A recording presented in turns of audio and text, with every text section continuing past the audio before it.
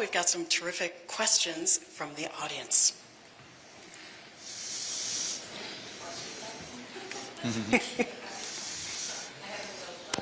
Yeah. Thank you for being here today, and thank you for this opportunity to ask questions. It's very important for us to hear what you have to say about those things that are important to us. Here in New Hampshire, we are by age the oldest in the country. So we have a lot of retirees.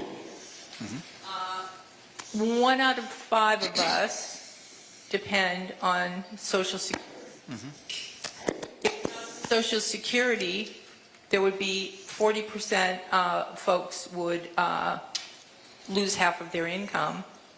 35% of folks would be in poverty. We hear about cuts for spending restrictions. We hear about insolvency in the next decade. If elected, what would you do to preserve Social Security, not just for me, but for generations? Right. What's your first name? I'm sorry. Beverly. Hi, Beverly. Great question. Thank you so very much. What I like about Beverly's question the most is that she's acknowledged that if we do nothing, there's automatic budget cuts coming to Social Security and Medicare. It's in the law. And they would be harsh cuts that would be felt by people at the point of the need.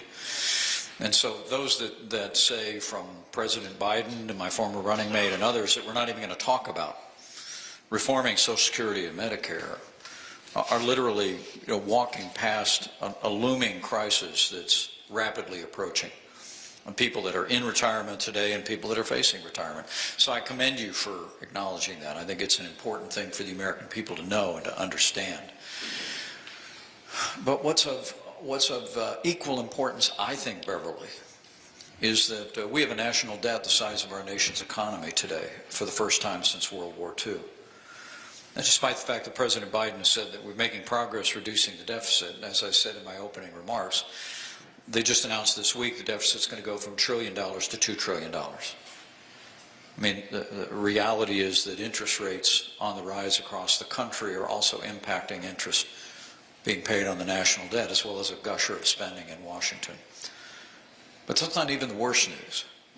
The worst news is that at $32 trillion in debt today, left unchecked in the next 20 years, that $32 trillion becomes $150 trillion.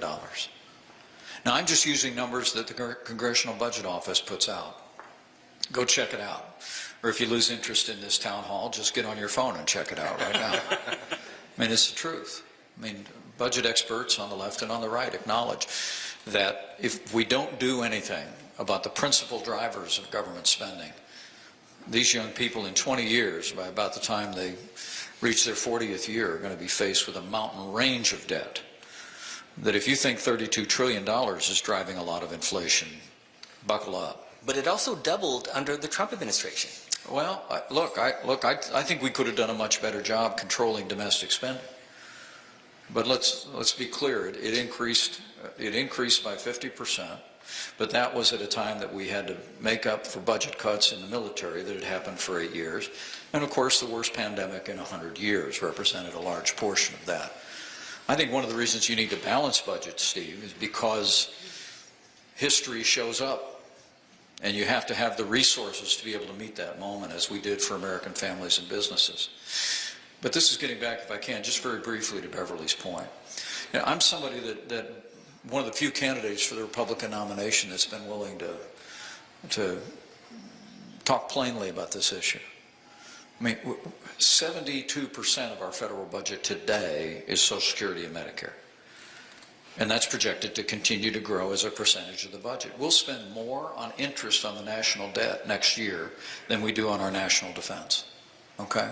So we have to reform entitlements in a compassionate and common sense way. But here's how you do it.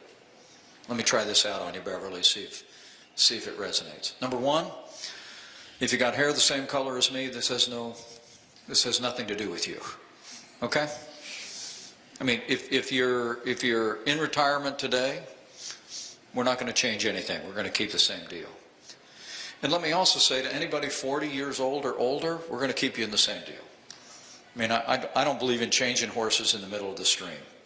You've been paying into Social Security your whole career. We'll keep you in the same deal. But for people under the age of 40, I'd like to have a conversation that would preserve these programs for these future generations and make sure the programs are solvent for people that are depending on them today and in the next 20 years. And I think the way that you do that is you engage younger Americans who have access to more information and more facts at their fingertips than we could have ever imagined when we were growing up, and say to them, here are the facts. But if you'll let me make some changes in these programs that frankly you'll never notice by the time you get there. Okay, guys, you just won't. But, you know, things about, you know, changing the retirement age as, you know, people are living longer and healthier lives in America, changing benefit structures, et cetera, maybe on an income basis. But in exchange for that, I'd like to change this New Deal program of Social Security to a better deal for younger Americans. And the way you would do that is we would be prepared to let you all take a portion of your payroll taxes once you get out of New England College and get a job, right, which your parents will really be excited about. But, well, let's take a portion of your payroll taxes and put it into a personal savings account. If over the course of your career it just generates 2% return in a mutual fund, that's twice what we pay out in Social Security. Okay? That's where I say you take a New Deal program, make it a better deal for younger Americans, while at the same time preserving it for everybody in retirement, for everybody that's going to retire in the next 25 years. But it's something that we've got to produce national leadership that can engage people in both political parties and engage the American people. Because in the short term, as you very insightfully said, Beverly, we're facing real budget cuts in the next 10 years in Social Security and Medicare if we won't bring about reforms. And in the long term, we're facing a debt crisis that really threatens the prosperity of our country in the long term and threatens these programs for younger Americans. But it's going to take leadership to do it, and if I'm president, I promise we'll provide that leadership. This is a SiriusXM Town Hall. Our thanks to New England College and another